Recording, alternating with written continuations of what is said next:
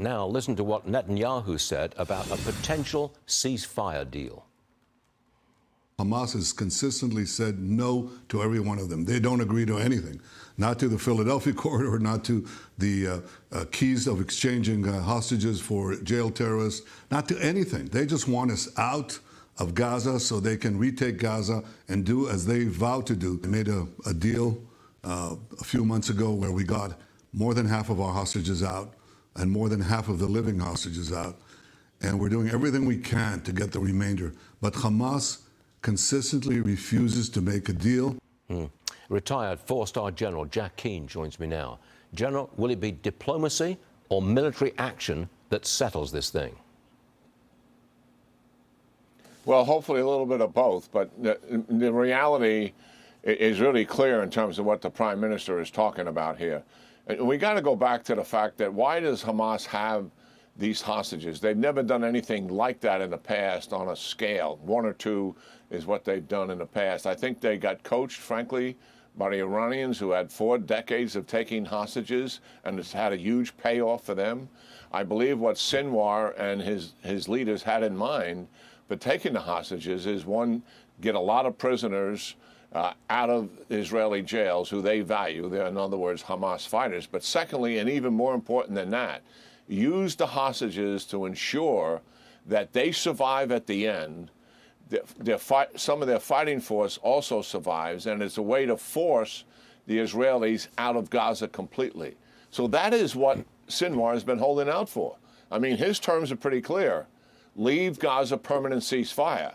And you heard the Prime Minister. He's not prepared to do anything like that, because why?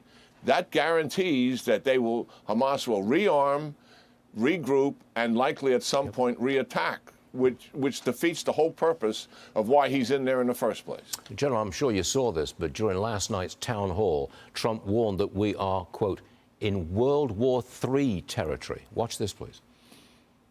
We have Ukraine and Russia. That would never happen. That would have never happened. October 7th would have never happened. If I were the president, it would have never happened, and everybody knew it. Iran was broke. They didn't have the money for Hamas and for Hezbollah. They didn't have the money for anybody. We went 4 years without any blow-ups. We had no World Trade Center blow-up. We had no radical Islamic terror. We're heading into World War III territory. You read it. Are we close to World War III? Well, we're on a pathway, and I don't react to candidates' comments because I don't want to influence voters here. But I just finished a congressional commission that looked at the national defense strategy of this administration, Biden and Austin as well. And we looked at, I was on a commission that did Trump-Mattis strategy. And what has fundamentally changed from one administration to the other is Russia, China, Iran, and North Korea working together, collaborating, coordinating, and truly helping each other.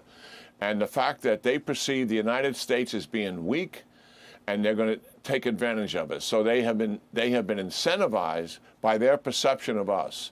It's no isolated event that there's war in Europe for the first time since World War II on a major scale, Russia's invasion of Ukraine. No accident that, or isolated event, that what's taken place in the Middle East, where Iran has operationalized all of their proxies to stranglehold Israel into making people stop living there and destroy the state of Israel and push the United States out of the region. And President Xi's aggression has increased dramatically. So yes, our commission concluded we have not seen a period of time like this since World War II. And as a result of it, it is possible that the United States could find itself in a conflict with China, and at the same time, Russia and Iran up their game because they believe the United States would be challenged to handle the conflict with China, much less 2 others, and that would mean global war. Serious stuff. General Jack Keane, thank you very much for being with us, sir. Always appreciate it. Thank you.